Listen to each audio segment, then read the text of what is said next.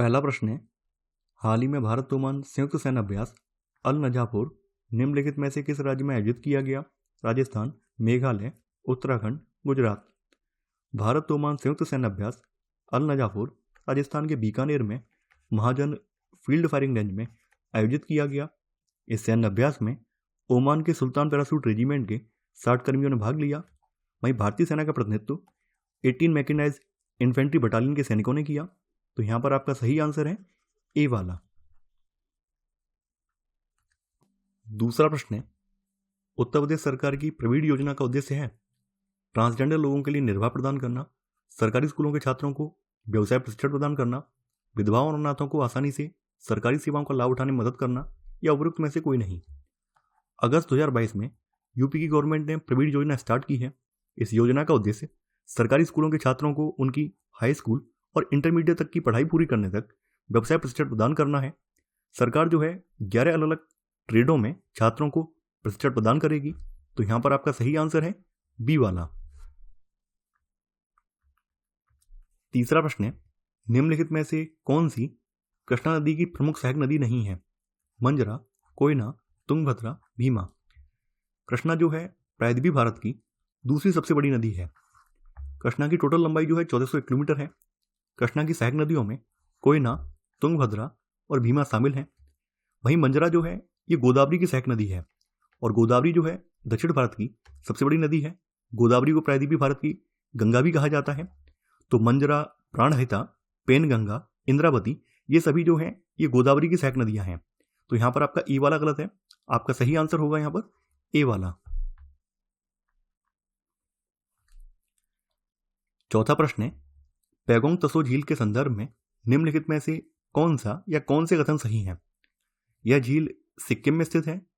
झील का 1/3 हिस्सा चीन में और 2/3 हिस्सा भारत में है। आपको यहां पर कूट की सहायता से सही उत्तर का चयन करना है। देखिए, पैगोंग तसो झील जो है ये आपके केंद्र शासित प्रदेश लद्दाख में स्थित है, न कि सिक्किम में। तो यहां पर आपका पहला वाला कथन गलत हो जाएगा। पैगोंग तसो जो है दुनिया की सबसे ऊंची खारे पानी की झील है और यह लगभग 160 किलोमीटर के क्षेत्र में फैली हुई है। झील का 1/3 हिस्सा इंडिया में पड़ता है और 2/3 हिस्सा जो है चाइना में पड़ता है। चाइना में जो है 2/3 हिस्सा इसका पड़ता है। तो यहां पर आपका सेकंड वाला कथन ये भी गलत हो जाएगा। यहां पर आपका 1 और 2 दोनों ही गलत हैं। तो आपका सही आंसर होगा डी वाला। ना तो एक सही है और ना ही दूसरा। पांचवां प्रश्न है, भारत के निम्नलिखित राज्यों पर विचार कीजिए तथा कपास उत्पादन के आधार पर उन्हें अवरोही क्रम में व्यवस्थित कीजिए। महाराष्ट्र, गुजरात, राजस्थान, आंध्र प्रदेश। आपको यहां पर कूट की सहायता से सही उत्तर का चयन करना है। देखिए, भारत में कपास के सबसे बड़े उत्पादक राज्यों में पहला स्थान गुजरात का आता है। गुजरात जो है वार्षिक रूप से 125 लाख गांठों का उत्पादन करता है। यानी गुजरात में सालाना तौर पर 125 लाख कपास की गांठों का उत्पादन होता है। गुजरात के बाद फिर अगला नंबर जो है महाराष्ट्र का आता है और महाराष्ट्र जो है पूरी साल में 85 लाख कपास की गांठों का उत्पादन करता है। महाराष्ट्र के बाद फिर अगला नंबर आंध्रा का आता है। आंध्र प्रदेश जो है साल में 53 लाख कपास की गांठों का उत्पादन करता है। गांठ से मतलब जो कपास के गट्ठर होते हैं उसकी बात हो रही है। आंध्र प्रदेश के बाद जो है राजस्थान का नंबर आता है। राजस्थान जो है साल में 25 लाख कपास की जो गांठें हैं या गट्ठर हैं उनका उत्पादन करता है। तो पहले स्थान पर गुजरात आता है। आपका सही आंसर होगा 2, 1, 4, 3। तो यहां पर आपका आंसर होगा बी वाला।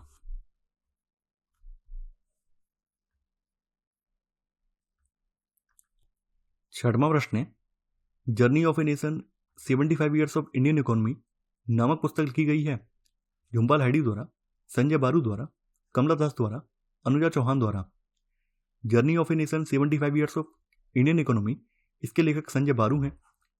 संजय बारू पूर्व प्रधानमंत्री मनमोहन सिंह के मीडिया सलाहकार रह चुके हैं। उन्होंने पूर्व प्रधानमंत्री मनमोहन सिंह पर द एक्सीडेंटल प्राइम मिनिस्टर पुस्तक भी लिखी है।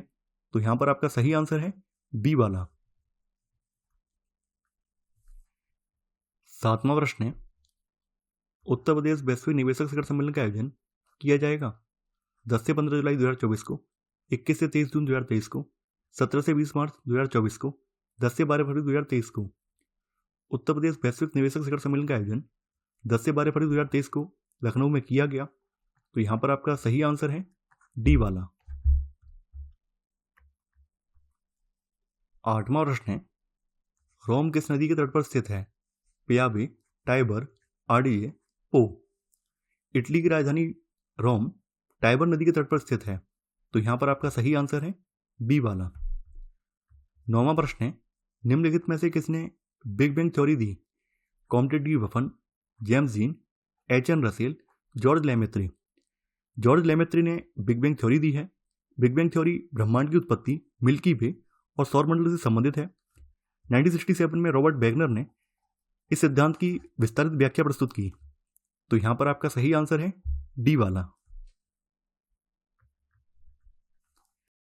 10वां प्रश्न है, सूची 1 में देश दिए गए हैं और सूची 2 में उनकी राजधानी है। लिथुआनिया, लिथुआनिया की राजधानी विनियस है। अल्बानिया, अल्बानिया की राजधानी तिराने है। माली, माली की राजधानी वादूज है। और लिंचेस्टीन की राजधानी बमाको है, तो यहां पर आपका सही आंसर है ए का दूसरा, बी का तीसरा, सी का पहला और डी का चौथा, यानी आंसर है आपका सी वाला। 11वां प्रश्न है, निम्नलिखित में से कौन सा पेरिस ओलंपिक 2024 का आधिकारिक नारा होगा?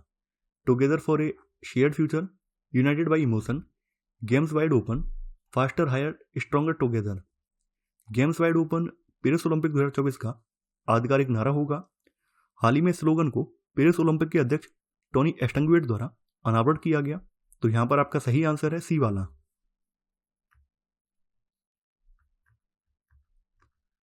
12वां प्रश्न है, सूची 1 में टाइगर रिजर्व दिए गए हैं और सूची 2 में उनका जिला दिया हुआ है। रानीपुर वन्यजीव अभ्यारण्य, रानीपुर वन्यजीव अभ्यारण्य चित्रकूट में है। Amangarh tiger reserve, Amangarh tiger reserve जो है बिजनौर में पड़ता है। दुधवा टाइगर रिजर्व जो है लखीमपुर खीरी में है। पीलीभीत टाइगर रिजर्व जो है पीलीभीत में है, तो यहां पर आपका सही आंसर होगा 3, 4, 1, 2, यानी आंसर है आपका ए वाला। 13वां प्रश्न है, पर्वतीय क्षेत्रों के संदर्भ में निम्नलिखित में से कौन सा या कौन से कथन सही है? हिमालय पर्वतमाला उष्णकटिबंधीय से लेकर टुंड्रा तक वनस्पतियों का अनुक्रमण दिखाती है। बढ़ती ऊंचाई के साथ तापमान में होने वाली कमी से प्राकृतिक वनस्पतियों में तदनुरूपी परिवर्तन होता है। आपको यहाँ पर कूट की सहायता से सही उत्तर का चयन करना है। हिमालय पर्वतमाला उष्णकटिबंधीय से लेकर टुंड्रा तक वनस्पतियों का अनुक्रमण दिखाती है, जो ऊंचाई के साथ बदलता रहता है। हिमालय की तलहटी में पर्णपाती वन पाए जाते हैं और 1000 से लेकर 2000 मीटर की ऊंचाई के बीच में हिमालय में आर्द्र और गीले समशीतोष्ण प्रकार के जंगल पाए जाते हैं। तो यहाँ पर आपका पहला वाला कथन बिल्कुल सही है। यहाँ पर आपका सेकंड वाला कथन भी सही है। पर्वतीय क्षेत्रों में बढ़ती ऊंचाई के साथ तापमान में होने वाली कमी से प्राकृतिक वनस्पति में तदनुरूपी परिवर्तन होता है, तो यहाँ पर आपका सेकंड वाला कथन ये भी सही है। यहाँ पर आपका 1 और 2 दोनों ही सही है, तो सही आंसर है आपका बी वाला। 14वां प्रश्न है, भारत का मानक मध्याह्न समय निम्नलिखित में से किस राज्य से होकर गुजरता है? बिहार, छत्तीसगढ़, झारखंड, पश्चिम बंगाल। 82.5 डिग्री पूर्वी देशांतर रेखा को भारत की मानक याम्योत्तर रेखा माना गया है। भारत की मानक याम्योत्तर रेखा का समय ग्रीनविच मीन टाइम से 5.5 घंटा आगे है। भारत की मानक याम्योत्तर रेखा 5 राज्यों से गुजरती है। इन 5 राज्यों में यूपी, एमपी, छत्तीसगढ़, आंध्र प्रदेश और ओडिशा शामिल हैं। तो यहाँ पर आपका छत्तीसगढ़ दिया हुआ है, तो आपका सही आंसर है यहाँ पर बी वाला। 15वां प्रश्न है, गन्ने के संदर्भ में निम्नलिखित में से कौन सा या कौन से कथन सही हैं? यह एक उष्णकटिबंधीय और साथ ही उपोष्णकटिबंधीय फसल है। गन्ना उगाने के लिए आवश्यक तापमान 35 डिग्री सेल्सियस से 45 डिग्री सेल्सियस होता है। आपको यहाँ पर कूट की सहायता से सही उत्तर का चयन करना है। गन्ना एक उष्णकटिबंधीय और साथ ही उपोष्णकटिबंधीय फसल है। देखिए, गन्ने की उत्पत्ति न्यू गिनी में हुई थी और न्यू गिनी में गन्ने की खेती हजारों सालों से की जाती थी, तो यहाँ पर आपका पहला वाला कथन बिल्कुल सही है। गन्ना उगाने के लिए 21 डिग्री सेल्सियस से लेकर 27 डिग्री सेल्सियस के बीच टेम्परेचर, 75 से लेकर 100 सेंटीमीटर के बीच वार्षिक वर्षा और गर्म और आर्द्र जलवायु होनी चाहिए। तो गन्ना उगाने के लिए टेम्परेचर यहाँ पर 35 से 45 दिया हुआ है, जो कि गलत है। तो यहाँ पर आपका सेकंड वाला कथन गलत हो जाएगा। यहाँ पर आपका केवल पहला वाला कथन सही है, तो यहाँ पर आपका सही आंसर है ए वाला, केवल एक।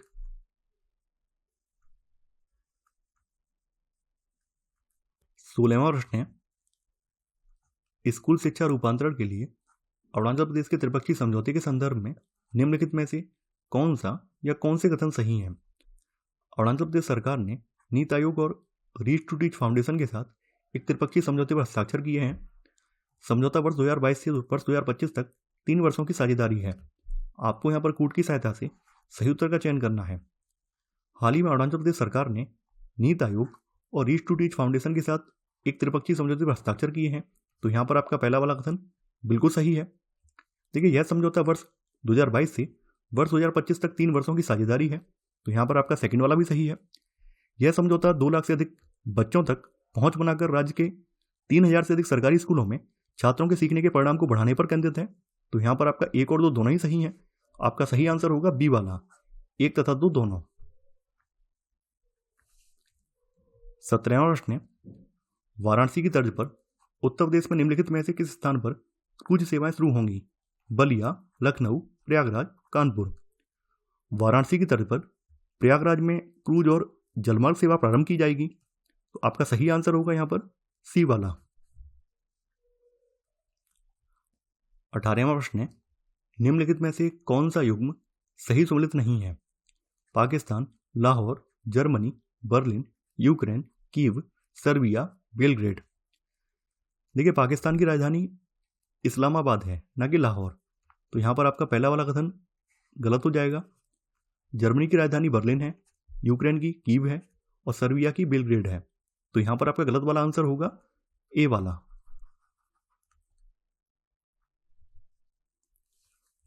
19वां प्रश्न है, क्षुद्र ग्रहों के संदर्भ में निम्नलिखित में से कौन सा या कौन से कथन सही हैं? पृथ्वी और शनि की कक्षाओं के चारों ओर परिक्रमा करने वाली चट्टान के छोटे छोटे टुकड़ों को क्षुद्र ग्रह कहा जाता है। क्षुद्र ग्रहों का आकार 1000 किलोमीटर के व्यास तक भिन्न भिन्न होता है। सूर्य की ओर आने पर क्षुद्र ग्रह में पूंछ की उत्पत्ति होती है। ट्रोजन एक प्रकार के क्षुद्र ग्रह हैं। आपको यहाँ पर कूट की सहायता से सही उत्तर का चयन करना है। देखिए, हमारे सौरमंडल में मंगल और बृहस्पति के बीच में एस्टेरॉयड बेल्ट पाई जाती है। एस्टेरॉयड बेल्ट का मतलब है क्षुद्र ग्रहों की कक्षा पाई जाती है। तो यहाँ पर आपका पहला वाला कथन यहाँ पे गलत हो जाएगा। सेकंड वाला कथन यहाँ पे बिल्कुल सही है। क्षुद्र ग्रहों का आकार 1000 किलोमीटर के व्यास तक भिन्न भिन्न होता है। तो यहाँ पर आपका सेकंड वाला कथन बिल्कुल सही है। देखिए, क्षुद्र ग्रह जो है आमतौर पर ठोस होते हैं और सूर्य की तरफ जाने पर भी इनमें कोई गैसी पिंड जैसी पूंछ की उत्पत्ति नहीं होती है। सूर्य की ओर जाने पर जिन पिंडों में पूंछ की उत्पत्ति होती है उन्हें धूमकेतु कहते हैं। और धूमकेतु जो है गैसी पिंड है। तो जब धूमकेतु जो है सूर्य के करीब पहुंच जाते हैं तो सूर्य की ऊष्मा से ये जलने लगते हैं और जलने की वजह से इनमें पूंछ जैसी निकलती दिखाई देती है। इसलिए कई बार इन्हें पुच्छल तारा भी कहते हैं। तो यहाँ पर आपका थर्ड वाला कथन गलत हो जाएगा। ट्रोजन जो है एक प्रकार के क्षुद्र ग्रह हैं। तो यहाँ पर आपका चौथा वाला कथन बिल्कुल सही है। ट्रोजन एक प्रकार के क्षुद्र ग्रह हैं जो बृहस्पति की कक्षा के पास में पाए जाते हैं। तो यहाँ पर आपका दूसरा और चौथा सही है। तो आपका सही आंसर है यहाँ पर बी वाला, 2 तथा 4। 20वां प्रश्न है, निम्नलिखित में से किस में एल्बिडो सर्वाधिक है? हिमांक मंडल, जल मंडल, स्थल मंडल, वायुमंडल। किसी वस्तु द्वारा प्राप्त होने वाले और उस वस्तु द्वारा परावर्तित किए जाने वाले विकिरण की मात्राओं के बीच के अनुपात को एल्बिडो कहा जाता है। पृथ्वी पर हिमांक मंडल का एल्बिडो मान सर्वाधिक होता है। तो यहां पर आपका सही आंसर है ए वाला। 21वां प्रश्न है, भारत सरकार ने आपराधिक प्रक्रिया पहचान अधिनियम 2022 को अधिनियमित किया जो प्रभावी हुआ 4 सितंबर 2022 को, 4 अगस्त 2022 को, 15 अगस्त 2022 को, 15 सितंबर 2022 को। भारत सरकार ने आपराधिक प्रक्रिया पहचान अधिनियम 2022 को अधिनियमित किया जो 4 अगस्त 2022 को प्रभावी हुआ। देखिए, इस अधिनियम ने कैदियों की पहचान अधिनियम 1920 का स्थान लिया है। तो यहां पर आपका सही आंसर है बी वाला। 22वां प्रश्न है, कमरिया घाट पुल के संदर्भ में निम्नलिखित में से कौन सा या कौन से कथन सही हैं? इसका निर्माण उत्तर प्रदेश के गोरखपुर में राप्ती नदी पर किया गया है। पुल गोरखपुर और प्रयागराज के बीच 80 किलोमीटर की दूरी को कम करता है। आपको यहाँ पर कूट की सहायता से सही उत्तर का चयन करना है। उत्तर प्रदेश के मुख्यमंत्री ने गोरखपुर की घाघरा नदी पर कमरिया घाट पुल का उद्घाटन किया है। तो ये पुल घाघरा नदी पर है, ना कि राप्ती नदी पर। तो यहाँ पर आपका पहला वाला कथन गलत हो जाएगा। सेकंड वाला कथन यहाँ बिल्कुल सही है। पुल गोरखपुर और प्रयागराज के बीच 80 किलोमीटर की दूरी को कम करता है। तो यहाँ पर आपका सही आंसर है सी वाला केवल 2। 23वां प्रश्न है, भूमध्य रेखा की लगभग कुल लंबाई है 54,000 किलोमीटर, 60,000 किलोमीटर, 40,000 किलोमीटर, 47,000 किलोमीटर। पृथ्वी पर भूमध्य रेखा की कुल लंबाई 40,075 किलोमीटर है, जिसमें से 78.8% भाग इसका जल से और 21.2% भाग इसका स्थल से गुजरता है। इंडोनेशिया में भूमध्य रेखा की स्थल और जल पर सर्वाधिक लंबाई है, तो यहां पर आपका सही आंसर है सी वाला 40,000 किलोमीटर। 24वां प्रश्न है, सूची 1 में भारत का अंतिम बिंदु है और सूची 2 में नाम है। सबसे उत्तरी, भारत का सबसे उत्तरी बिंदु इंदिरा कौल है। सबसे पश्चिमी जो है गुहार मोती है। सबसे पूर्वी किबुथु है और सबसे दक्षिणी जो है इंदिरा पॉइंट है। देखिए, एक बात आपको ध्यान रखनी है, अगर कहीं प्रश्न में ये पूछा जाए कि भारत का मुख्य भूमि पर सबसे दक्षिणी बिंदु कौन सा है, तो कन्याकुमारी होगा, क्योंकि इंदिरा पॉइंट जो है निकोबार द्वीप समूह पे है। तो आपका यहां पर सही आंसर है सी वाला 4, 3, 2, 1। 25वां प्रश्न है, निम्नलिखित में से कौन सा विश्व का सबसे बड़ा चीनी उत्पादक देश है? ब्राजील, चीन, भारत, यूएसए। भारत विश्व का सबसे बड़ा चीनी उत्पादक देश है। इसके अलावा भारत दूसरा सबसे बड़ा चीनी निर्यातक देश भी है, तो यहां पर आपका सही आंसर है सी वाला। 26वां प्रश्न है, हाल ही में निम्नलिखित में से किस राज्य ने पंचामृत योजना शुरू की है? झारखंड, हिमाचल प्रदेश, महाराष्ट्र, उत्तर प्रदेश। हाल ही में उत्तर प्रदेश सरकार ने पंचामृत योजना स्टार्ट की है। पंचामृत योजना लागत प्रभावी तकनीकी उपायों की शुरुआत और सह फसल विधियों को बढ़ावा देकर किसानों की आय दोगुनी करने के लक्ष्य को प्राप्त करने में मदद करेगी, तो यहां पर आपका सही आंसर है डी वाला। 27वां प्रश्न है, डेनमार्क कॉर्पोरेशन की मदद से उत्तर प्रदेश के किस जिले में जल परीक्षण प्रयोगशाला स्थापित की जाएगी? लखनऊ, अलीगढ़, वाराणसी, आजमगढ़। 11 अगस्त 2022 को डेनमार्क की 7 सदस्यीय टीम ने दीनापुर सीवेज ट्रीटमेंट प्लांट का निरीक्षण किया और जल निगम के अधिकारियों से Dinapur sewage treatment plant Varanasi Uttar Pradesh की यांत्रिक शाखा में जल परीक्षण के लिए प्रयोगशाला स्थापित करने की चर्चा भी की है। तो ये प्रयोगशाला जो है डेनमार्क के सहयोग से वाराणसी में स्थापित की जाएगी, तो यहां पर आपका सही आंसर है सी वाला। 28वां प्रश्न है, सूची 1 में शहर दिए गए हैं और सूची 2 में नदी दी हुई है। लाहौर, देखिए लाहौर जो है रावी नदी के तट पर है।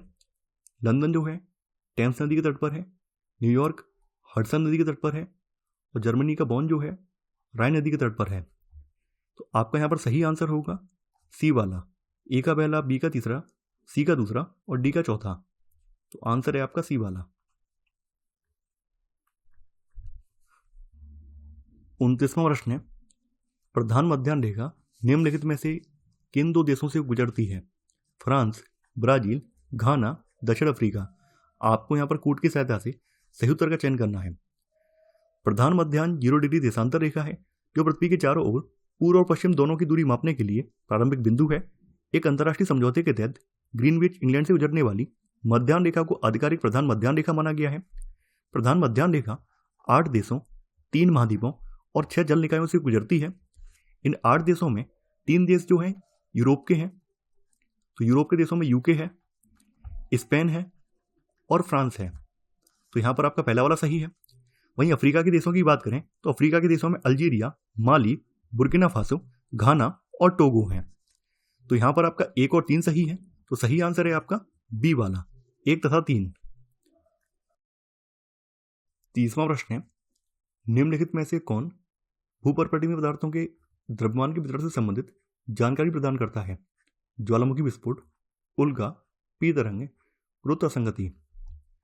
पृथ्वी के आंतरिक भाग के बारे में जानकारी के अपवर्तक स्रोतों में गुरुत्वाकर्षण बल, चुंबकीय क्षेत्र और भूकंपीय गतिविधियां शामिल हैं। गुरुत्वाकर्षण बल का मान पृथ्वी पर सभी जगह एक जैसा नहीं होता है। इसका मान भूमध्य रेखा पर कम और ध्रुवों की ओर जाने पर इसका मान ज्यादा होता है, लेकिन सामान्य तौर पर इसका मान जो है 9.8 मीटर प्रति सेकंड स्क्वायर होता है। देखिए, कुछ क्षेत्र ऐसे भी होते हैं जहां पर ये जो मान है इसमें परिवर्तन देखने को मिलता है। इसका कारण ये है कि वहां की जो भूपर्वती है उसके नीचे कुछ ऐसे धात्विक पदार्थ हैं जिसकी वजह से इस मान में परिवर्तन देखने को मिलता है। तो ये प्रक्रिया जो है इसको गुरुत्वीय असंगति बोलते हैं। तो यहां पर आपका सही आंसर होगा डी वाला, यानी गुरुत्वीय असंगति। 31वां प्रश्न है, निम्नलिखित में से किस जिले में माटी कला मेला आयोजित किया गया था?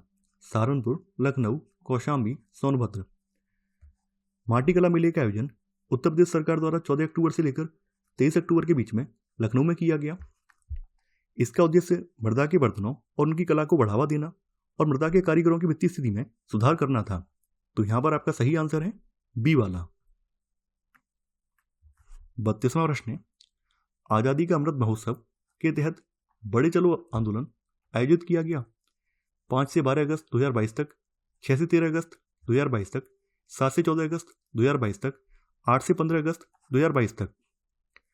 बड़े चलो आंदोलन भारत की आज़ादी के 75 वर्ष पूरे होने के उपलक्ष्य में आज़ादी का अमृत महोत्सव के तहत भारत सरकार की एक पहल थी। यह जो है 5 से लेकर 12 अगस्त 2022 तक आयोजित किया गया था। तो यहां पर आपका सही आंसर है ए वाला। 33वां प्रश्न है, निम्नलिखित में से किस स्थान पर भारत में पहली जूट मिल स्थापित की गई थी? मेदिनीपुर, रानीगंज, बर्धमान, रिसरा। देखिए, वर्ष 1855 में भारत में पहली जूट मिल कोलकाता के समीप हुगली नदी पर रिसरा में स्थापित की गई थी। तो यहां पर आपका सही आंसर है डी वाला। 34वां प्रश्न है, निम्नलिखित में से कौन सा युग्म सही सुमेलित नहीं है? भारत और पाकिस्तान, रेडक्लिफ रेखा, भारत और चीन, मैकमोहन रेखा, भारत और अफगानिस्तान, वास्तविक नियंत्रण रेखा, भारत और श्रीलंका, पाक जलडमरू मध्य। भारत और पाकिस्तान के बीच की सीमा रेखा रेडक्लिफ रेखा कहलाती है। देखिए, भारत और चीन की सीमाएं दो जगह टच होती हैं। एक तो पश्चिम में लद्दाख से लेकर यूके के बीच की जो सीमा है इसको LAC बोला जाता है, लाइन ऑफ एक्चुअल कंट्रोल, या फिर इसको वास्तविक नियंत्रण रेखा बोलते हैं। वहीं इसकी जो पूर्व में सीमा है, पूर्व में हल्की सी सीमा सिक्किम में टच होती है और आगे फिर अरुणाचल प्रदेश रीजन में टच होती है।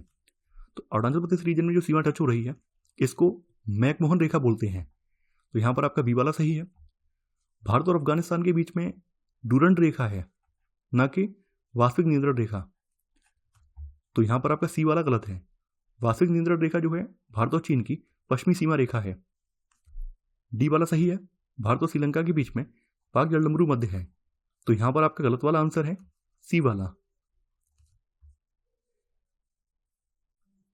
35वां प्रश्न है, पीली क्रांति संबंधित है अंडे से, दालों से, तिलहन से, हल्दी से। पीली क्रांति तिलहनी फसलों के उत्पादन में वृद्धि से जुड़ी हुई है।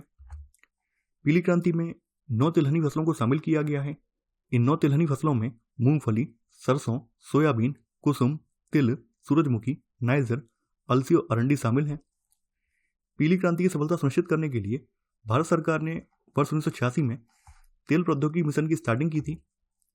सैम पित्रोदा को भारत में पीली क्रांति का जनक कहा जाता है। तो भारत में पीली क्रांति के जनक सैम पित्रोदा हैं। तो यहां पर आपका सही आंसर है सी वाला। 36वां प्रश्न है, निम्नलिखित में से कौन से 2 शहर उत्तर प्रदेश में G20 शिखर सम्मेलन की मेजबानी करेंगे? आगरा, जौनपुर, कानपुर, वाराणसी। आपको यहां पर कूट की सहायता से सही उत्तर का चयन करना है। देखिए, यूपी के 4 शहर G20 शिखर सम्मेलन की मेजबानी करेंगे।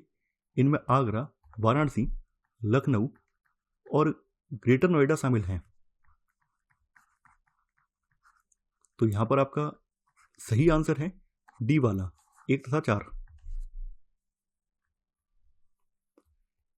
37वां प्रश्न है, केंद्रीय गृह मंत्री पदक 2022 के लिए उत्तर प्रदेश के कितने पुलिसकर्मियों का चयन किया गया? 18, 16, 10, 8। 12 अगस्त 2022 को केंद्रीय गृह मंत्रालय द्वारा जारी प्रतिष्ठित केंद्रीय गृह मंत्री पदक 2022 के लिए 151 पुलिसकर्मी चयनित किए गए हैं। इनमें से यूपी के 10 पुलिसकर्मियों को इसमें शामिल किया गया है। तो यहां पर आपका सही आंसर है सी वाला।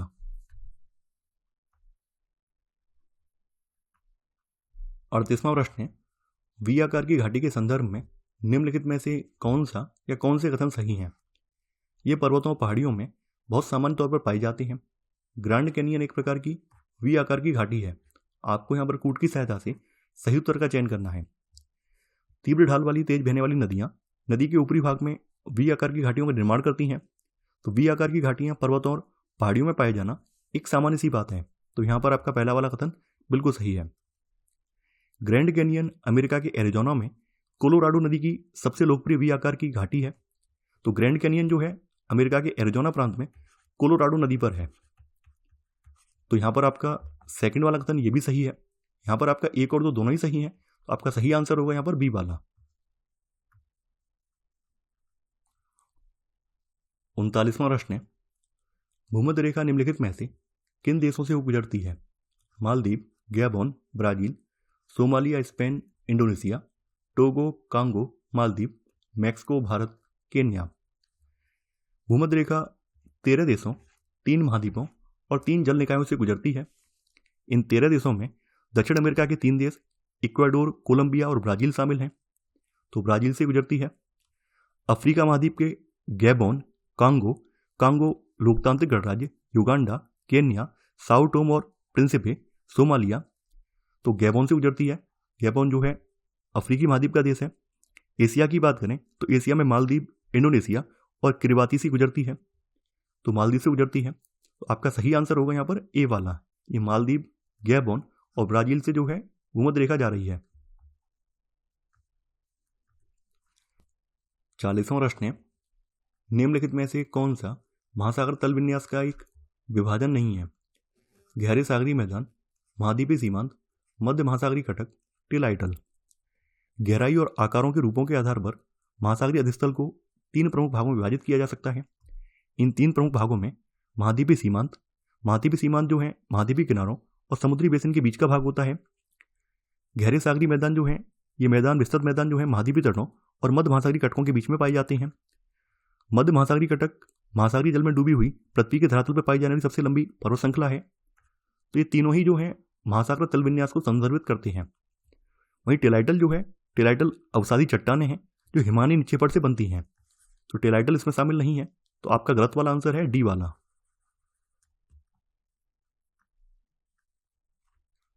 41वां प्रश्न है, हाल ही में उत्तर प्रदेश सरकार ने वाराणसी के कारीगरों और बुनकरों के सामान या माल को वैश्विक मंच पर लाने के लिए निम्नलिखित में से किस कंपनी के साथ समझौता ज्ञापन पर हस्ताक्षर किए हैं? Amazon, Flipkart, Google, Meta. Uttar Pradesh सरकार ने ई कॉमर्स पोर्टल के माध्यम से वाराणसी के कारीगरों और बुनकरों के सामान या माल को वैश्विक मंच पर लाने के लिए फ्लिपकार्ट के साथ एक समझौता ज्ञापन पर हस्ताक्षर किए हैं। यह समझौता ज्ञापन राज्य की विश्वकर्मा श्रम सम्मान योजना का पूरक होगा, जिसका मूल उद्देश्य छोटे उद्योगों में शामिल कारीगरों को प्रोत्साहित करना है। तो यहाँ पर आपका सही आंसर है बी वाला। 42वां प्रश्न है, कोडेक्स एलिमेंट्रीज कमीशन एक संयुक्त अंतर सरकारी निकाय है खाद्य और कृषि संगठन का, संयुक्त राष्ट्र विकास कार्यक्रम का, संयुक्त राष्ट्र पर्यावरण कार्यक्रम का या उपरोक्त में से कोई नहीं। कोडेक्स एलिमेंट्रीज कमीशन खाद्य और कृषि संगठन तथा विश्व स्वास्थ्य संगठन या WHO द्वारा संयुक्त रूप से स्थापित एक अंतर सरकारी निकाय है। यानी इसकी स्थापना WHO और FAO ने मिलकर की है। वर्तमान में इसके सदस्यों की संख्या 189 है। भारत भी इस कमीशन का एक सदस्य है। इस कमीशन का उद्देश्य उपभोक्ताओं के स्वास्थ्य की रक्षा हेतु अंतर्राष्ट्रीय खाद्य मानक स्थापित करना और खाद्य व्यापार में उचित प्रथाओं को सुनिश्चित करना है। तो यहाँ पर आपका ए वाला सही है। तो आंसर है आपका ए। 43वां प्रश्न है, नंदा देवी चोटी हिमालय के निम्नलिखित में से किस भाग में स्थित है? पंजाब हिमालय, नेपाल हिमालय, असम हिमालय, गढ़वाल हिमालय। नंदा देवी भारत का दूसरा सबसे ऊंचा पर्वत है और ये देश के भीतर उच्चतम है। यह गढ़वाल हिमालय का हिस्सा है और उत्तराखंड के चमोली जिले में स्थित है। तो यहां पर आपका सही आंसर है डी वाला।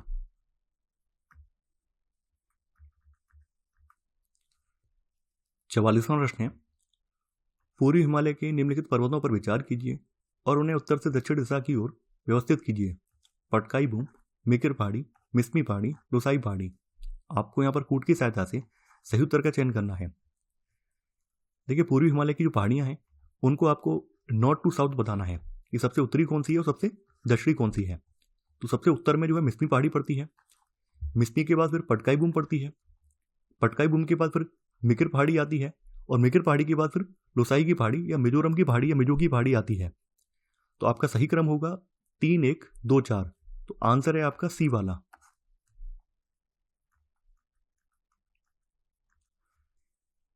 45वां प्रश्न है, पीताम्बरी एक किस्म है चने की, आम की, पपीता की, सरसों की।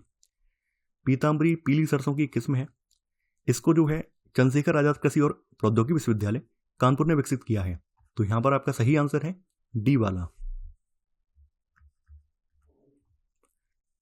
46वां प्रश्न है, अग्निपथ योजना के संदर्भ में निम्नलिखित में से कौन सा या कौन से कथन सही हैं? योजना के अंतर्गत युवाओं को 4 वर्षों के लिए सशस्त्र बलों में भर्ती किया जाएगा। उल्लिखित अवधि पूर्ण होने के बाद केवल 50% बैच को उनकी संबंधित सेवाओं में वापस भर्ती किया जाएगा। आपको यहाँ पर कूट की सहायता से सही उत्तर का चयन करना है। अग्निपथ योजना के अंतर्गत युवाओं को 4 वर्षों के लिए सशस्त्र बलों में भर्ती किया जाएगा। तो यहाँ पर आपका पहला वाला कथन बिल्कुल सही है। 4 वर्षों के बाद बैच के केवल 25% युवाओं को ही 15 वर्षों की अवधि के लिए उनकी संबंधित सेवाओं में भर्ती किया जाएगा। तो यहाँ पर आपका सेकंड वाला कथन गलत हो जाएगा। यहाँ पर आपका केवल पहला वाला कथन सही है। तो सही आंसर है आपका ए, केवल एक।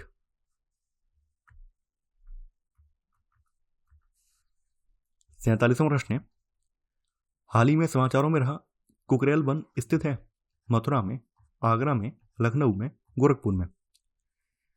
देखिए ये लखनऊ में स्थित है। लखनऊ में सदियों पुराने नवाब वाजिद अली शाह प्राणी उद्यान, जिसको लखनऊ के चिड़ियाघर के रूप में जाना जाता है, इसको अब नरही में अपने वर्तमान स्थान से लगभग 12 किलोमीटर दूर कुकरेल वन क्षेत्र में स्थानांतरित किया जाएगा, इसलिए चर्चा में है। तो यहां पर आपका सही आंसर है सी वाला। 48वां प्रश्न है, नदी डेल्टा के संदर्भ में निम्नलिखित में से कौन सा या कौन से कथन सही नहीं है? एक डेल्टा का निर्माण तब होता है जब एक नदी धीमी गति से बहने वाले जल निकाय जैसे समुद्र या झील से मिलती है। नील नदी का डेल्टा विश्व का सबसे बड़ा डेल्टा है। आपको यहाँ पर कूट की सहायता से सही उत्तर का चयन करना है। नदी डेल्टा त्रिभुज के आकार की भूआकृति है। एक डेल्टा का निर्माण तब होता है जब एक नदी धीमी गति से बहने वाले जल निकाय जैसे समुद्र या झील से मिलती है। तो यहाँ पर आपका पहला वाला कथन बिल्कुल सही है। यहाँ पर आपका सेकंड वाला कथन गलत है। गंगा ब्रह्मपुत्र डेल्टा विश्व का सबसे बड़ा डेल्टा है और यह भारत के पश्चिम बंगाल और बांग्लादेश में स्थित है। गंगा ब्रह्मपुत्र डेल्टा जो है लगभग 1 लाख वर्ग किलोमीटर में फैला हुआ है। तो यहाँ पर पूछा गया है कौन सा सही नहीं है। यहाँ पर आपका सेकंड वाला सही नहीं है, तो आंसर होगा आपका सी, केवल 2।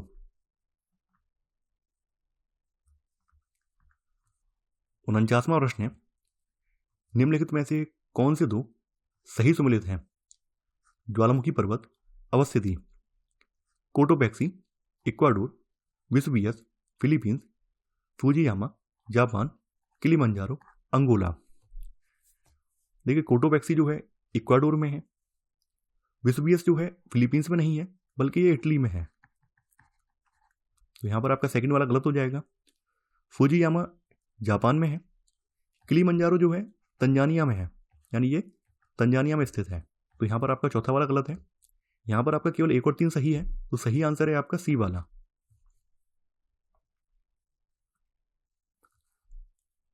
50वां प्रश्न है, निम्नलिखित युग्मों में से कौन सा एक सही सुमेलित नहीं है? उच्चावच, विशेषताएं, निमग्न द्वीप, चपटे शिखर, एटोल, उष्णकटिबंधीय महासागरों में पाए जाने वाले निम्न द्वीप, समुद्री टीला, गैर ज्वालामुखी उद्भव, अंतर समुद्री कंदराएं, गहरी घाटियां। निमग्न द्वीप चपटे शिखर वाले समुद्री टीले हैं, तो यहाँ पर आपका ई वाला सही है। एटोल की बात करें तो एटोल उष्णकटिबंधीय महासागरों में पाए जाने वाले प्रवाल भित्तियों से युक्त निम्न आकार के द्वीप हैं, तो यहाँ पर आपका बी वाला भी सही है।